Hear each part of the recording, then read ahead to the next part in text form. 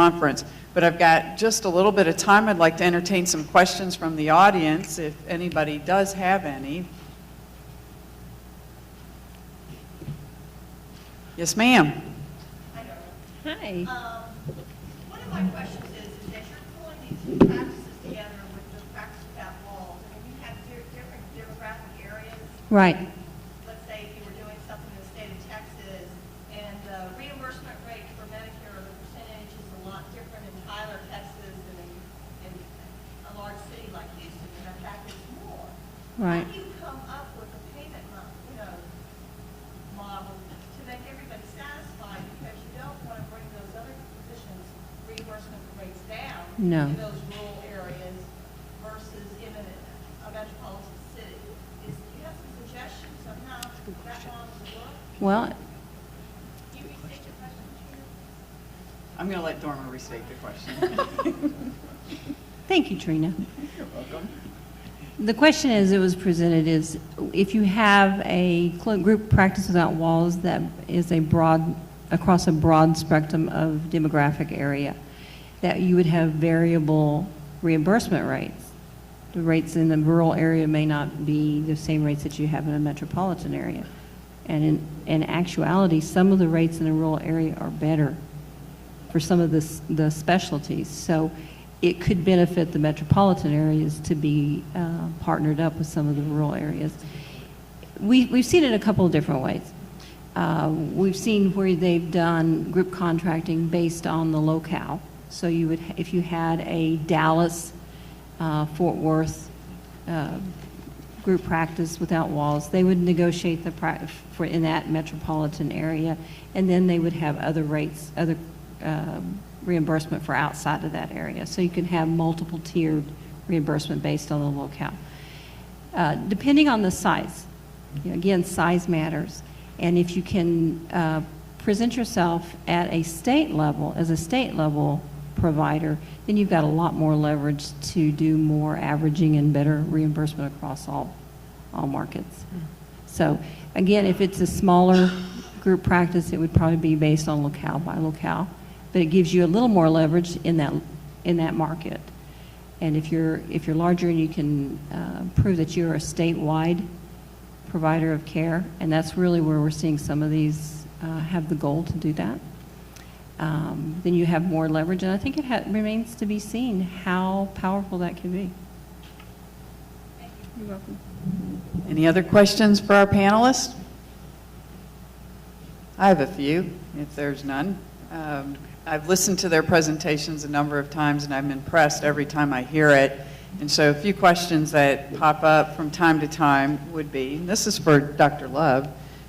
Dr. Love, do you have to be an IPA or a PHO to be a clinically integrated organization? No, you can be any type of organization.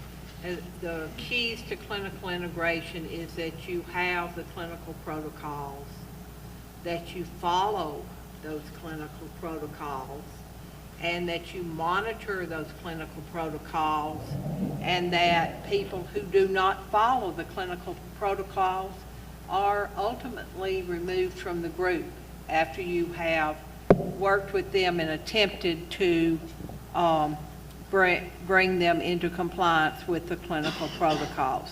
So that's pretty much the criteria for a clinically integrated organization. It can be an ACO, it can be an IPA, it can be a PHO, or it can just be a legal entity that has adopted the clinical integration. Thank you, Dr. Love. I've got another question with respect to IT. So this is Wes's domain. What questions do doctors not ask when setting up an IT system?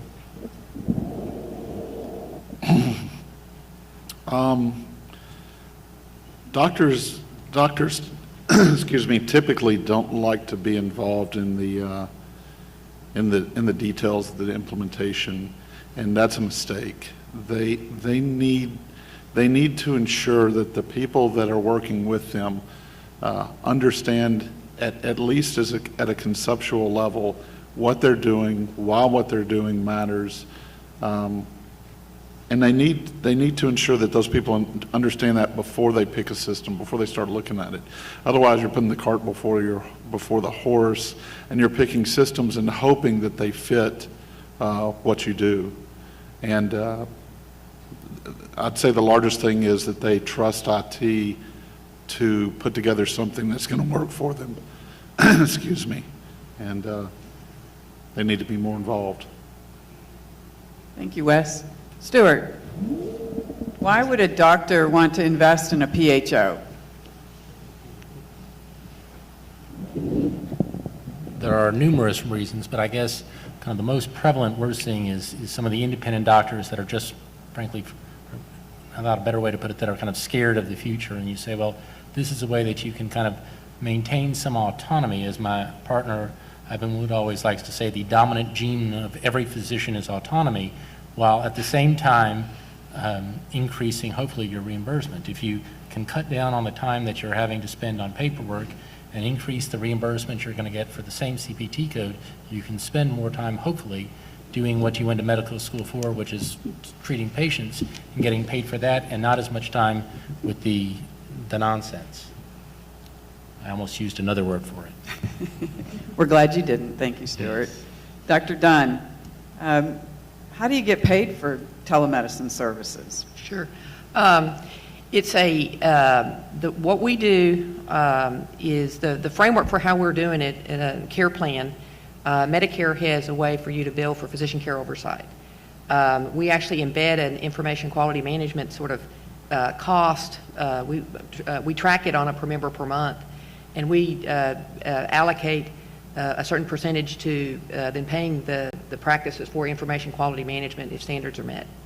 So you do it off of bill charges. Another big thing that we've done around care plan management and preventive services is really making sure that we're doing the annual wellness visits and using that as part of our payment for the physician care oversight and those kind of things for that. How we get paid for the administrative kind of things for messaging, there's no payment. That's just a practice efficiency thing. Because it saves staff time in terms of phone calls, the calling back, and all those kind of things. For telephone calls, what we do there is when patients enroll, we do an advanced beneficiary notice, and we're upfront with the patients. We say, look, I'm on call, or we teach how to implement that. And so, like this morning, and so. And then we know the insurance companies that they do or do not pay for telemedicine for telephone visits. And so we say, look, if it's after hours or it's a new problem and you don't want to physically come into the office, we're going to charge your credit card $50, and people are more than happy to do that. We're now moving that into with direct contracting with employers, and they're more than happy to do that because they keep people at work. And with the quality model, it really gets the engagement in terms of the total quality improvement and value-based contracting. For specialists for curbside consults, we've been doing this in a small pilot, and we're actually now building out a larger network. But what we do there is we do a curbside consult, and it's particularly helpful for like psychiatry, cardiology, anything that it takes a long time to get a patient in to see that specialist. Again, it's not paid for, but if the patient, would like to get that opinion quicker, then it's done, and it's billed to their credit card or their FSA or HSA account. And then there are ways of, and again, the employers are starting to look at that as a very good way to pay. So those are and then on the biomonitoring, you can get, there's some reimbursement in terms of the high-cost patients, but we're now starting to get it to sort of routine care in terms of some of the contract negotiations. Because the key thing, what we're really doing is really using telemedicine as a fulcrum for the cornerstone for your value-based care contracting. And so, there's a lot of interest in it. So, a lot of innovation going on up here. Good ideas. So there's time for one last question if the audience would have one. If not, each of these experts are going to be at their tables in this adjoining room, and we really invite you to visit with them later on throughout the rest of the afternoon. And that concludes our first roundtable. Please stick around to hear our next topic speaker, and we've got just a few minutes between the end of this and the next one, so please do stick around. Thank you so much.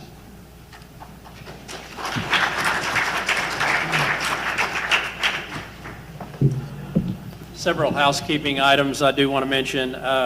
We again want to thank our friends and clients that are here today. We know some of you have projects that are more than shovel-ready, and we, again, as the Greater Houston Healthcare Alliance, would like to be your go-to think tank to help you incubate your idea as well as executing from concept through accreditation.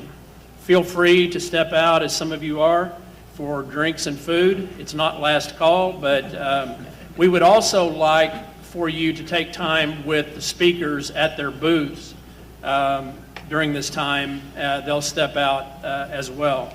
The PowerPoints will be available on the website and can also be emailed to you. I saw some of you taking notes. I should have announced that earlier. You should have a roundtable survey. Please make sure that you complete that survey and return that to the front desk. So at this time, we'll take a break. Our guest from the County Medical Society is running a little bit late. We'll come right back in just a few moments.